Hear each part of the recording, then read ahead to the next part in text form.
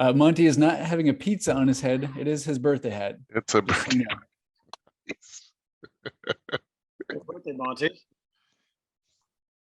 I think Monty, what are you? Is this the 10th anniversary of your 30th yet, or what? You're muted, man. Sorry. You forget how to run technology when you get old. Only. Well, at least you're not a cat.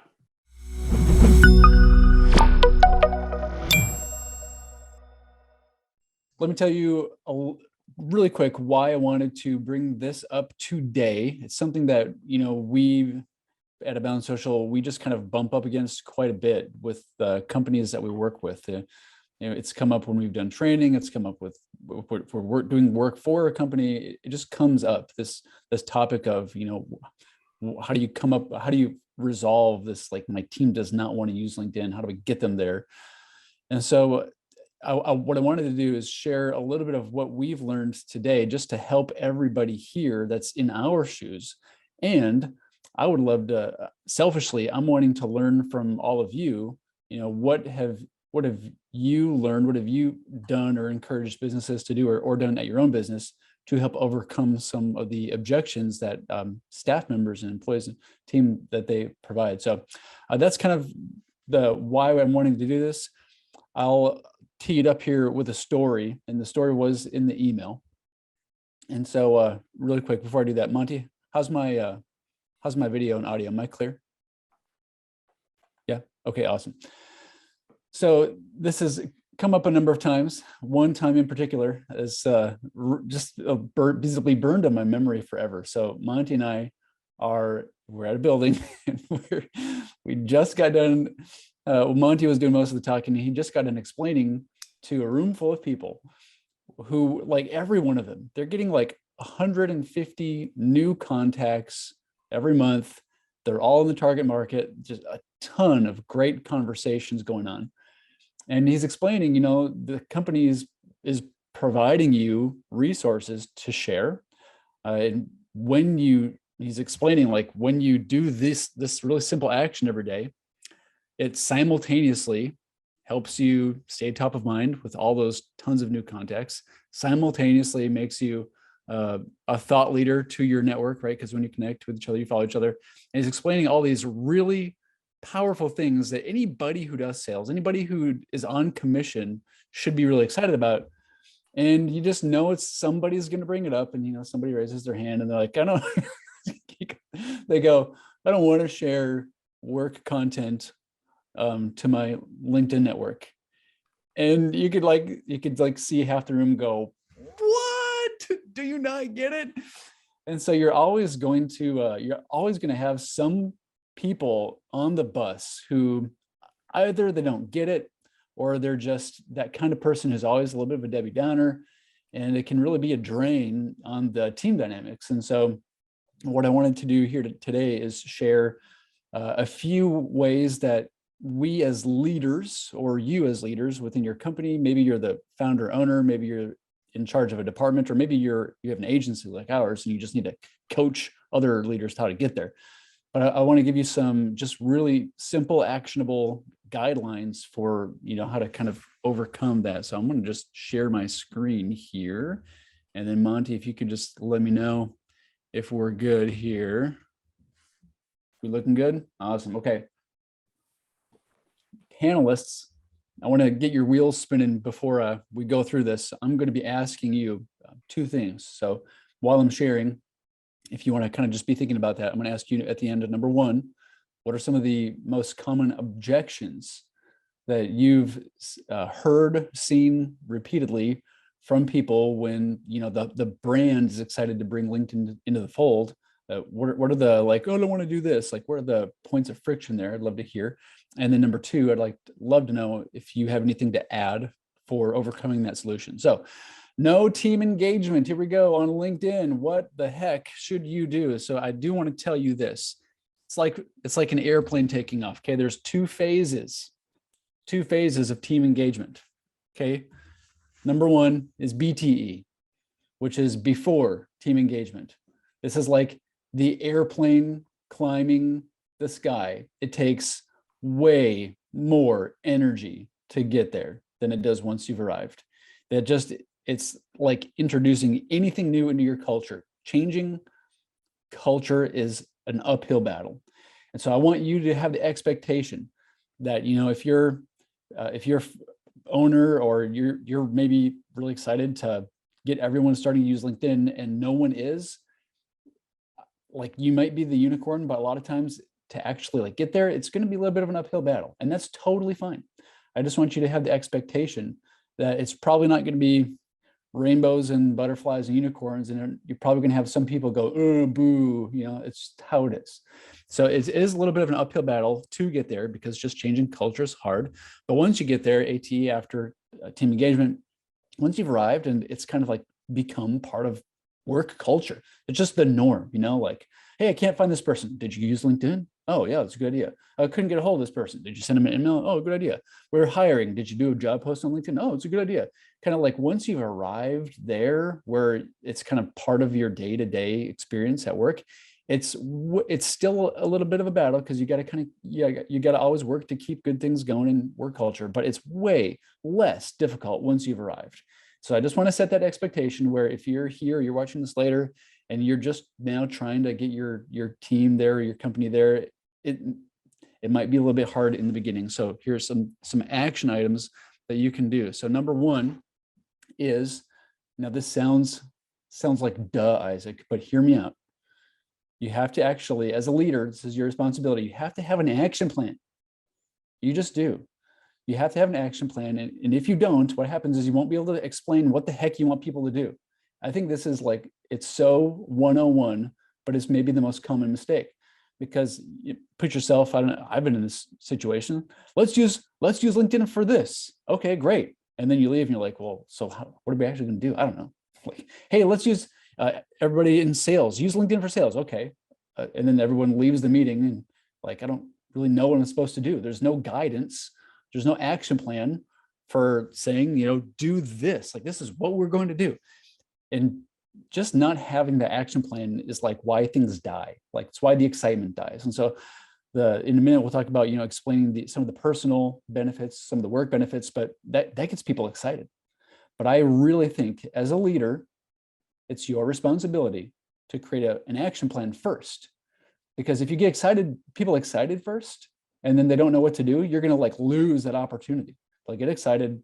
They'll go to LinkedIn. They'll go like this. Oh yeah, that sounds great. Let's do it. This is going to be amazing. Wow. And they go here and they go, I have no idea what I'm supposed to do.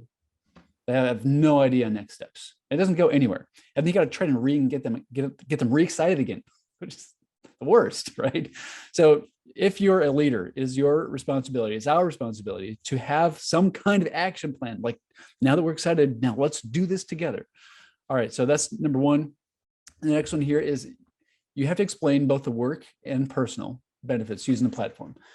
And I think, you know, I'm thinking of a couple big brands, you know, Monty, the big training thing we did last year, big brands, when they focus on just the work benefit, and it's a real benefit, y'all. Like, if you talk about using LinkedIn can make you more money, you know, using LinkedIn can help the company, help the team, that's a real benefit. It's a work benefit. But some people need to hear that, and some people just don't care. Some people need to be told, hey, listen, think about what happens. You're on commission here, right? What happens when you have thousands of people who know, like, and trust you, who buy at the companies you sell to? Like, that just means you're going to make more money. People at work don't like to say this, but what happens if, you know, 5 years from now, you decide that you want to get a different job? Don't you think that it would be helpful to have all the opportunities in your network? Like, don't you think that'd be a big help? Don't you think if you want a job and they value your network, that might influence their hiring decision? Like, there are just so many benefits that come along from being really active on the platform at both your personal opportunity and your work opportunity across the board. So as leaders, to get people excited, it really is worthwhile to explain the personal and work benefits. And in my experience, a lot of leaders, especially owners, they're a little bit hesitant to talk about the personal benefits, because it kind of reinforces the fact that it's true. Like, would you want to tell your best employee, hey, if you make a couple thousand of the right connections, that's really good for you in your career, right? It's true. And business owners maybe don't like saying that because they might think, well, this could encourage that person to go like leave and do something else, whatever. But that just, again, it reinforces the fact that it's true. It's really, truly a benefit. It's really, truly a value. So, I get towing the line there. You want to keep your best people on the bus, but it really does make a difference as a leader to communicate. Listen, here's the benefits, not just for work, for you personally. All right, moving on. You have to have the expectation that you're going to just need to commit time and resources to education. You would be shocked if you use LinkedIn. You'd be shocked how many people on your team have no idea just how the stinking newsfeed works. Like, they have no idea what happens downstream when they like a company page post. They have no idea what happens when they comment or share. They have no idea what happens when you connect with people. They have no idea the difference between a message and an email and an invite. Like, they just have, a lot of people have no idea. And so if you're in that, ascension still, you're trying to get there, you just have to know as a leader, you're going to have to spend. And it's going to look probably like both time and money. Okay, so you're going to have to commit people's time to learning. You're going to have to get some kind of resources so that they can learn. So just make sure you have it in the queue. Again, it's part of, like, in the beginning, we're talking about the action plan. If you just tell people, go do this, they're not going to get it, right? So commit to education. The next thing is you're going to have to be really intentional about making LinkedIn part of your day-to-day work culture. And so to kind of elaborate on that a little bit, it's like, if your company does a post, how do you get it to them? Like, is that part of your daily routine? Is your marketing department doing anything on the company page? Is your sales team every day making new contacts? Is your sales team every day talking to those contacts? Is your in-house recruiting person connecting with potential candidates? If you're using Zoom Info and you can't find someone on Zoom Info, do you go right to LinkedIn? Is it part of your day-to-day culture? And so if it's not, getting there, it's tough, but it's your responsibility as a leader to look for the opportunities to coach and advise people, like, hey, we've got a problem, here's the solution, and like, here's how LinkedIn fits into that mix. So you have to make it part of your culture. And then what happens, it's like, I have 4 kids. It's always hardest with your oldest because you're getting them there. You're setting the culture and the expectations and the habits. And then by the time you get to kid like number 4, all the other kids just teach them the rules of the house. I don't have to explain like 100 things like I had to do to my oldest because it's just part of the culture. And it's the same thing at work. If LinkedIn's being used on a regular basis and you hire someone and bring them into the fold, the rest of the team is going to do all the hard work for you.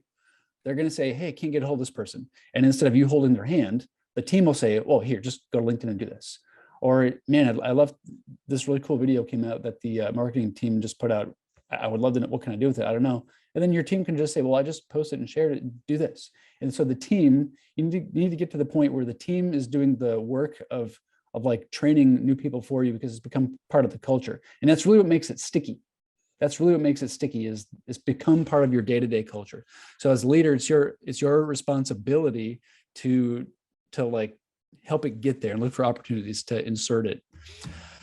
Next thing is lead by the right example, right? So I have underlined a right example because you're always leading by example. You are. It's maybe the wrong example, but you're always leading by example. Whatever you're doing, people are watching. So we've seen this a ton of times, and I've seen some people turn it around. The department head will say, hey, we're all going to start using LinkedIn. Great. You have to use LinkedIn. Oh, everyone's like, okay. And then they might even put their team through training, and then the leader never does anything. They never do anything. Their profile looks like they're unemployed. They don't ever do anything with what's going on the company page. They don't do anything at all. They're never making new contacts, zero. And so the rest of their staff looks at them and goes, well, I guess, it's the rules for thee, but not for me. Why would I do it if you're not? There's no real buy-in there. And so you have to lead. If you're telling people to use LinkedIn, you've got to do it. So don't be a hypocrite. Lead by the right example. You're always leading by example. But if you want LinkedIn to be part of your day-to-day culture, you've got to do it yourself. And that's like, it's like, duh, but it's really easy to forget. I'm guilty of that. Like, well, a post will go up in our Slack channel, and I'll be cranking through all day because I'm just a get it done kind of guy. And then I'll look at Slack and be like 3 hours later, 4 hours later, oh dang it, I missed the window for like the post. Dang it. And so I feel bad about that, but it's good that I feel bad because I know that I should be leading by example. All right, the next thing, identify and empower internal influencers. And so what's going to happen, it's like with anything else with internal change in culture, is there are going to be some people who are just really excited about this. And there are going to be some people who are really, really bad apples. It's the way it is. And so look for people who are excited about using LinkedIn. Just look for them and empower them and get them really excited, because chances are good, if you've got an employee who's excited about using LinkedIn, they're going to have in some ways more influence than you are in getting people to use it, because it's like a yeah, does that make sense? I'm sure it makes sense. So find the people on your team who are just excited about it, and they have influence over people. You might even find someone who they have influence, but they're boohoo on LinkedIn. So maybe you even spend a little bit extra time trying to lovingly persuade those bad apple influences to become a good apple influence, so that they'll have a lot more impact on your team. Incentive programs is something that I hear talked about a lot. I think it's a good idea, but I'm going to be totally honest. I feel like I have yet to see a real follow through on an incentive program that I feel like is a home run that I'd say, do this exact thing. I'm sure that they're out there, but I've not participated in one. So if you're a panel member and you've seen an incentive program that works, I would love to hear more about that. It's just been brought up, and so I don't really have a whole lot to say on that, other than if you're going to have an incentive program, it better actually incentivize people. And you better actually give the rewards out at the end. Okay. 2 more. Number 1, share success stories, right? This is a really big one. In that same meeting that Monty and I were in, where the person's like, oh, I don't want to do LinkedIn. There was one of their coworkers right afterward was like, well, I just did this post thing and it got like 100 engagements and like thousands of views, and it kind of shut down the bad apple. And so like having the success stories, it encourages the rest of the team to do it. It encourages the people who are doing it to keep going. So just have that as part of your culture. Like, share the success stories. If you closed a huge deal and it came from LinkedIn, stinking tell the team that the deal came from LinkedIn, right? So anyways, share your success stories. And the last one here, and just hire people who get it.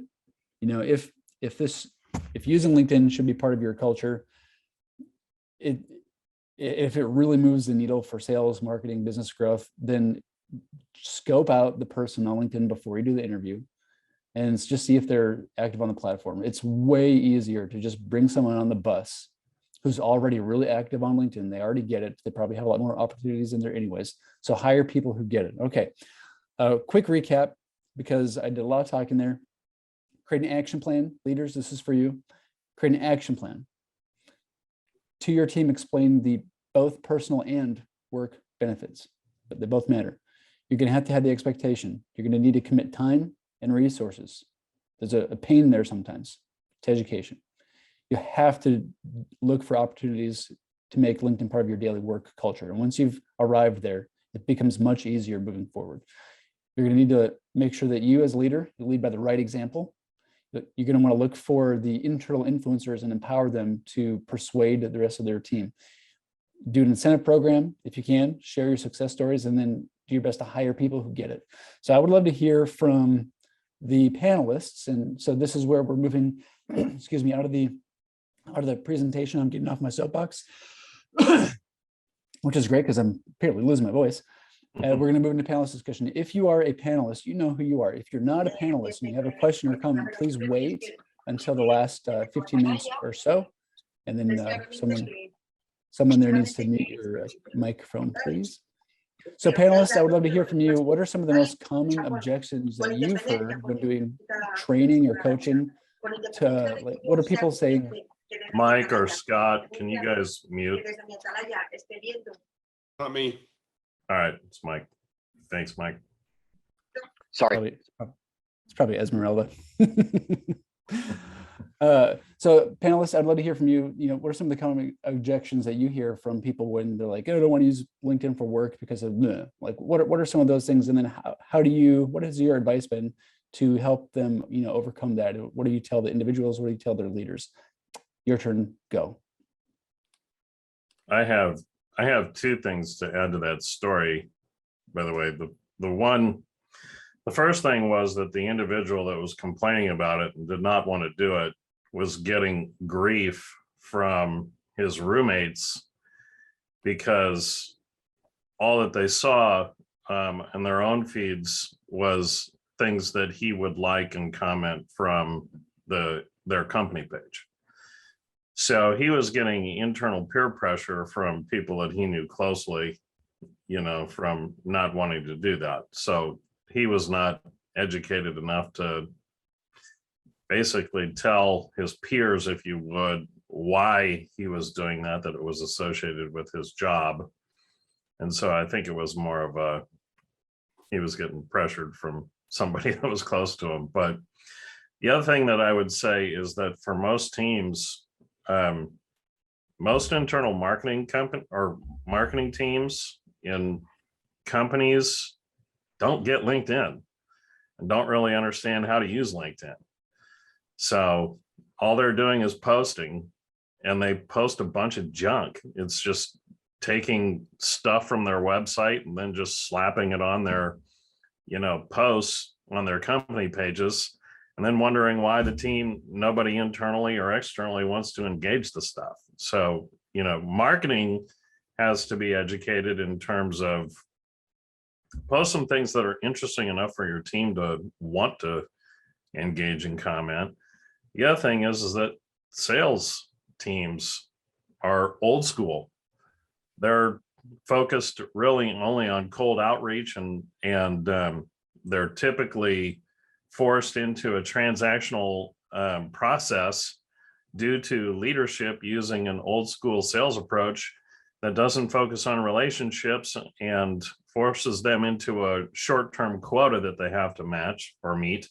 So they're, you know, not really interested in spending a lot of time establishing thought leadership, building up their trust, expertise, and authority on the platform. So I really do think that this is primarily a leadership issue, that if you can, and it's both a leadership and an education of the leadership issue. So if you are working with companies that have teams, you really do have to start at the top and make sure that they understand themselves the reason for this and why they would even want their teams to be involved and to be more educated in it. I agree with Monty on that. The square, icky corporate marketing department written stuff that you're expected to share that makes you look square on your profile to your roommates, for example, is one step too far for many folks. But if you've got the other kind of marketing department that has cool, sexy stuff, and particularly, I believe the image matters. I think the image is as big as the words is. I want to put that cool image on my profile. I want that cool image to be associated with me. Maybe matters less about the words itself, as long as the image is something I'm proud to show my people. It's there has to be a sexiness to it to get people to be inspired to do it instead of have to do it. I love to share cool stuff. Make it more cool. Make it more cool. So to take that, and I agree with what everyone's saying, a couple of things that I've learned, and I work with smaller companies. So, you know, we're going to say like 25 or less employees.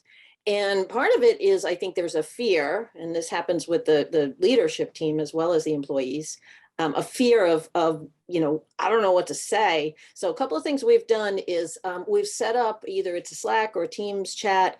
And when I share the content, I notify them, but I'm working with whoever authored the content because they're the subject matter experts. They've given some talking points. So what I do is I notify the team and say, hey, we've just posted this. Feel free to engage. Here's some conversation starters. And then we take away that fear. So they can, oh, okay, yeah, I can work with that. Then the second thing is a lot of the people I would say can, especially on Teams, and if you tie it to reward, it's the gamification. So it's not like making people look bad, but if you kind of keep a leaderboard of posts that have engagement and kind of see where it goes, it's fun for them. And then the other thing is that we all learn from comments. I mean, yes, the posts are great, but I love reading the comments and how people interpret it. So it's a way for people on teams and working with companies to kind of make a name for themselves. They can kind of shine their subject matter expertise. And case in point, I have one of my clients where one of his team members started engaging on content. He just got invited to a really well-known podcast as a guest, because somebody saw his comments. So I think if you make it a win-win and not like this is another task on top of the 75,000 things you have to do, like Isaac said, some people are going to be like all over it. And it's like, yeah, I like this. Other people, they may need a little bit of training wheels, and then the others might need some kind of incentive. It's kind of like, okay, let's gamify it. Let's set up a leaderboard. So that's my 2 cents. Judy, what do you feel like are the most common objections where someone might bring you in, someone might bring Judy in, say, hey, we're going to start using LinkedIn. Here's Judy, share some stuff. What are the things that people say where they're like, don't want to do it because blah? You have any? Yeah, they don't. I think they just don't understand how it works, and sometimes it is like going to the dentist and extracting teeth. I just continue and keep motivating the team. And a lot of times I'm working with the managing partners. So it's not so much the underlings that are the implementers. I'm working with the leadership. I might be working with 4 or 5 managing partners of these different companies. And so it's really convincing them how this helps. And then when something does get engagement, I show them, here are the companies that looked at it. Here are the people that are engaging with it. Oh, wow. And then they start talking about that. And then they're kind of pumped. So it's kind of showing them the fruits of their effort, because if they see it doesn't make sense, like, why am I even spending time? But I think time is an obstacle, because they're doing other things. It's like, who the heck wants it? This is why we hired you to do the LinkedIn. So, and honestly, sometimes I will work on those talking points and, put comments there. So, I mean, full disclosure. I think the talking points is a great idea. Because I think the time factor is a big deal too. Yeah. If you need to definitely create a group where you can post like what we do, like what Isaac said is when we post, we drop it in the Slack so everybody knows that it's there. Everybody gets an alert to that.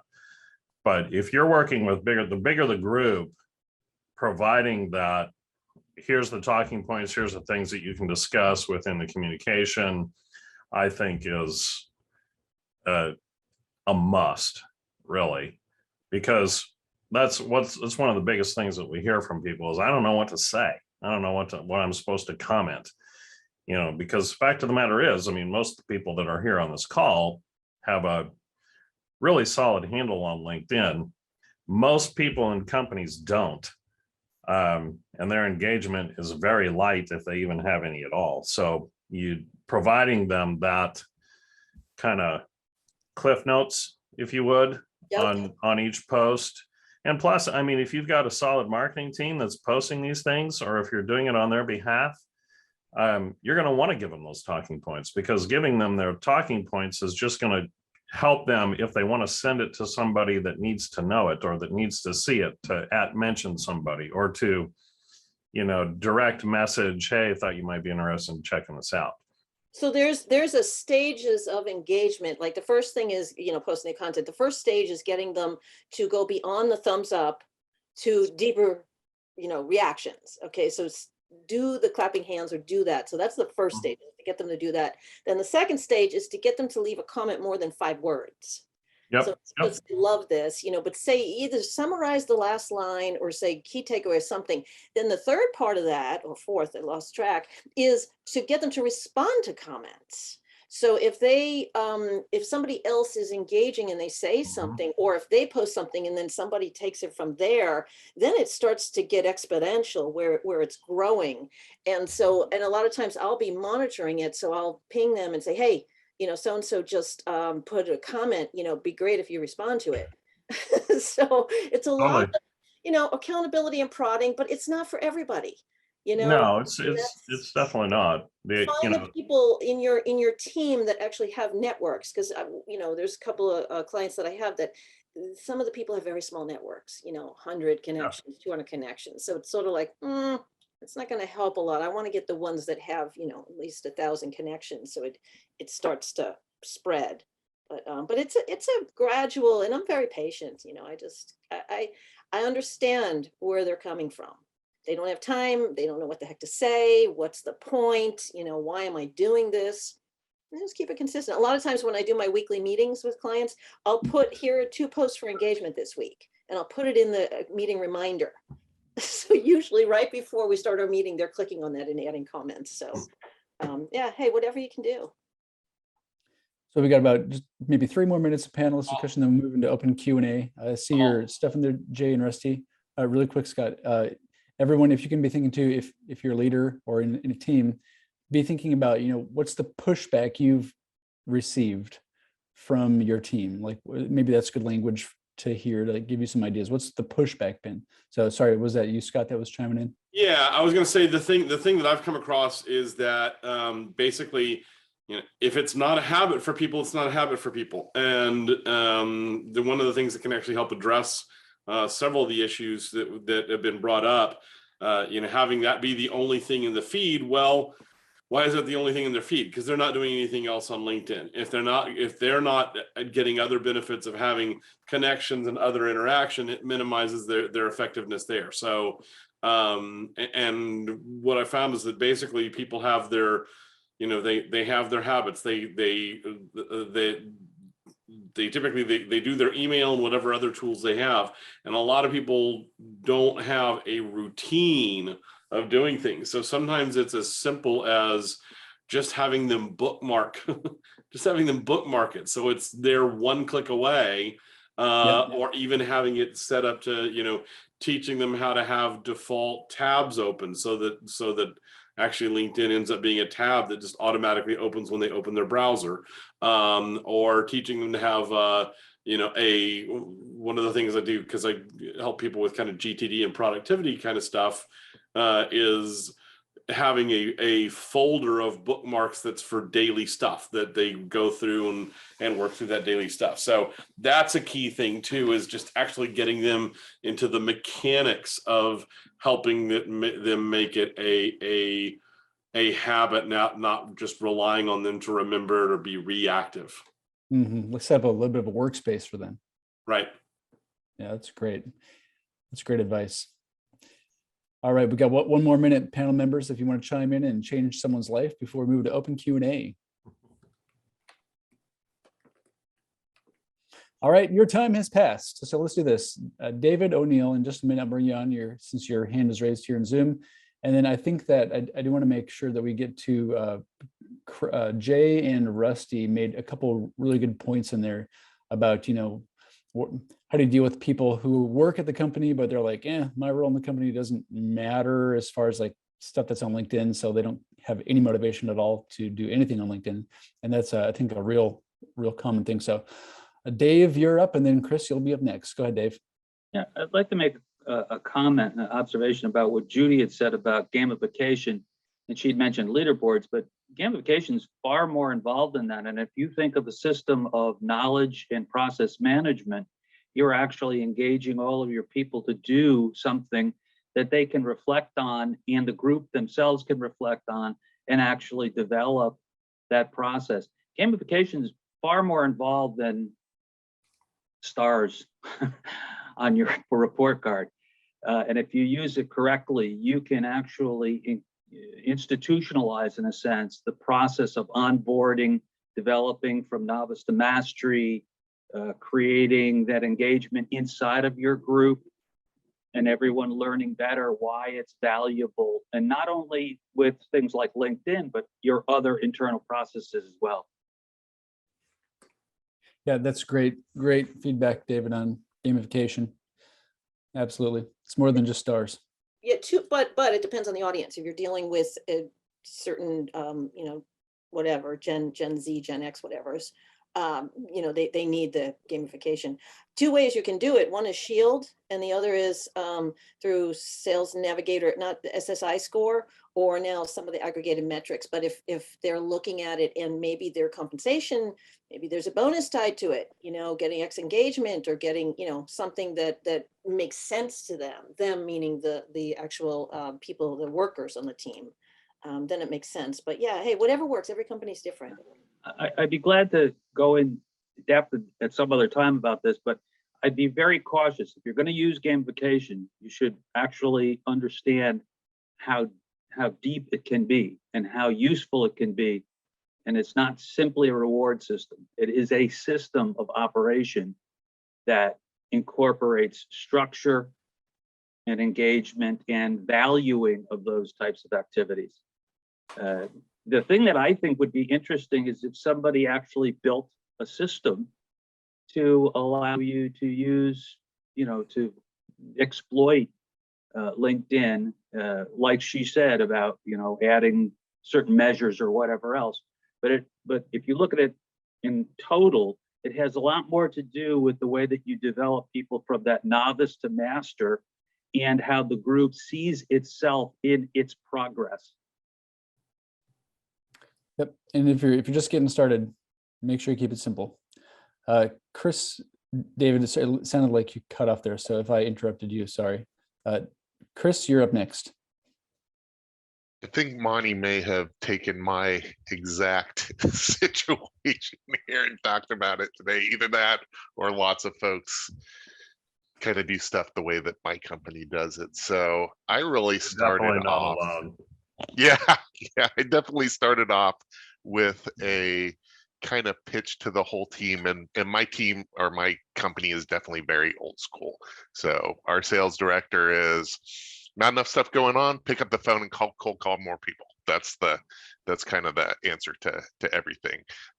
To which I usually say, you know what, I'm too old for that. I need to target stuff, right? I'm not spraying and praying anymore. It's not, it doesn't work. And if you don't like it, kind of, you know, I guess you'll have to fire me or something. But I started off with the whole, let's look at it in the most simple way possible, which is, if nothing else, this is a third communication vehicle, right? You got a phone, you got your email, you got LinkedIn, right? I don't know of any other venues, right? I don't think people are texting, you know, a lot of customers on that side, and just tried to pose it from a, hey, I'm having good success connecting with people when I can't reach them by phone or by email, you know, contacting them via DM or, you know, some sort of messaging in mail on LinkedIn.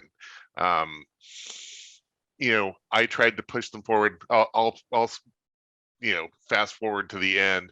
We did not do anything. We don't even have like a corporate account with, I'm one of the few people who actually has Navigator at our company, right? They kind of said, oh, well, yeah, if we see people using it, we'll, you know, we'll do individual navigators and then kind of, you know, see how people do with it. And if they use it, then we get to, you know, 8 or 10 or 12 people using it, we'll go to a corporate account, right? So I even tried to push people with the, look, if you're not doing this, your competition's going to be doing it soon, and they're going to come eat your lunch, right?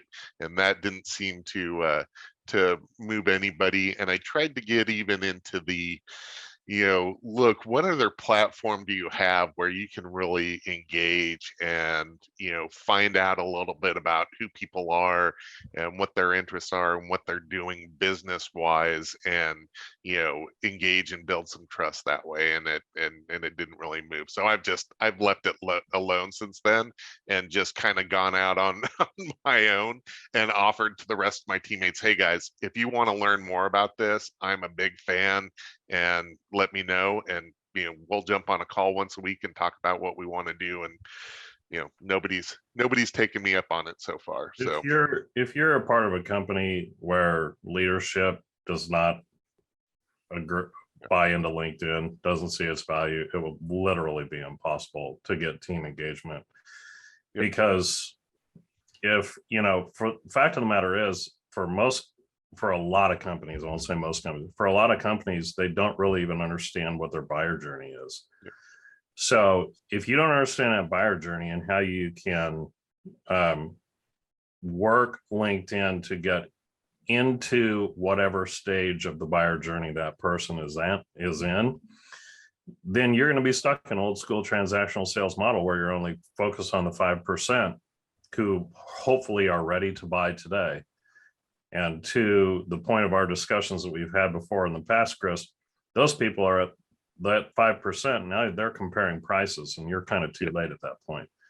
So if you don't understand that LinkedIn is a relationship tool and an ability to establish relationships that can then lead to opportunity, you're pretty much a lone ranger in your company, and you have to do exactly what you're doing, is prove it out.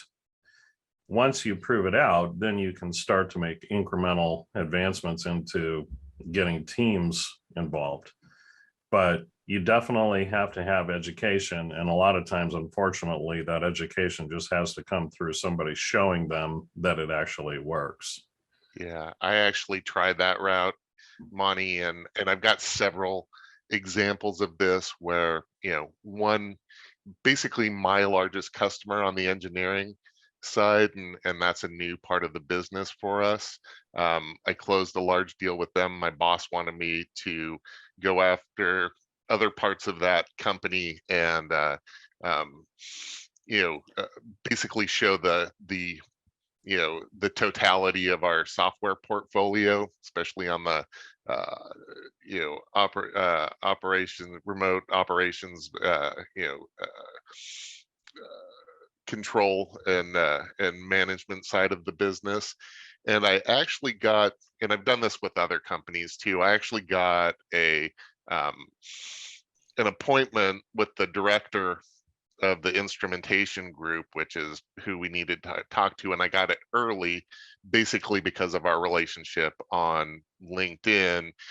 And luckily enough, the day that we were supposed to be meeting, or a day or two beforehand, they had just gotten their nuclear test reactor approved at Oak Ridge, out at the facility out in Tennessee. So we opened the meeting, first time I ever talked to this person. Hi, Anthony, it's great to meet you. Hey, congratulations on your on you guys getting your reactor approved in Tennessee, right? It was like, my boss was amazed because it was a whole different level of conversation than what the rest of the company is used to taking, right? It shows engagement. It shows your customers. It shows you pay attention, right? It shows you as a trusted advisor instead of some sales schmo who's trying to sell them something on that side. Like I said, I've been able to do that a couple other times, and I know he was amazed at that part of it, but it still hasn't moved him to go, yeah, everybody needs to be on LinkedIn and doing this. But at least he allows me to, so I'll take it. Awesome, Chris. Sorry, I went too long. It's a good story. So basically, Chris, in summary, Chris is an internal influencer, and he's got some success stories to share, but he doesn't have the leadership buy-in, and that's the hiccup. Maybe.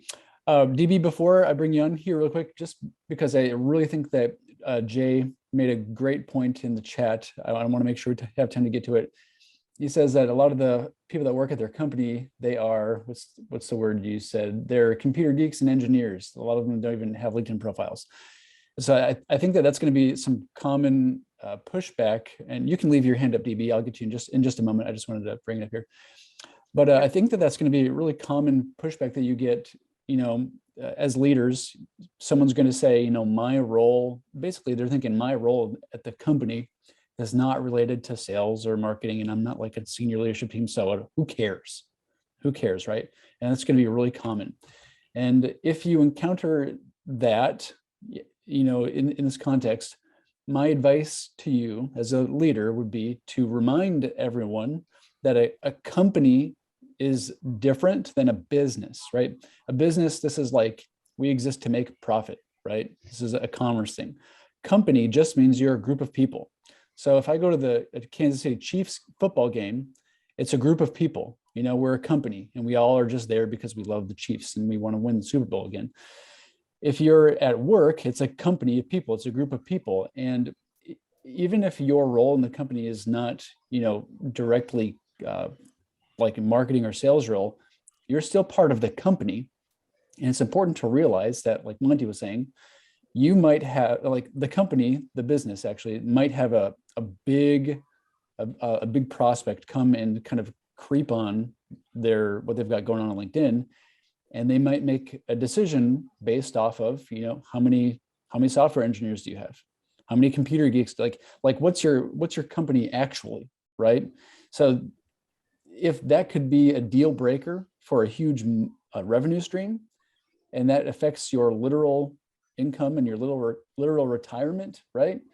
Then even if you are just like a dev or an engineer or whatever, you're part of the crew, you're part of the company, you're part of the group of people, and we're all in it together, right? So like Monty always says, rising tide floats all boats. So if you do get that pushback, like, I'm in sales and marketing, who cares?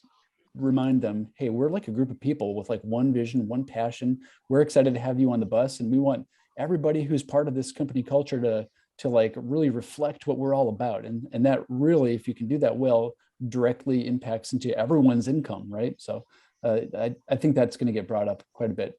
Let's see here. Oh, DB had to run. I'm so sorry, DB. Did you have to bounce out? Didn't get to you in time.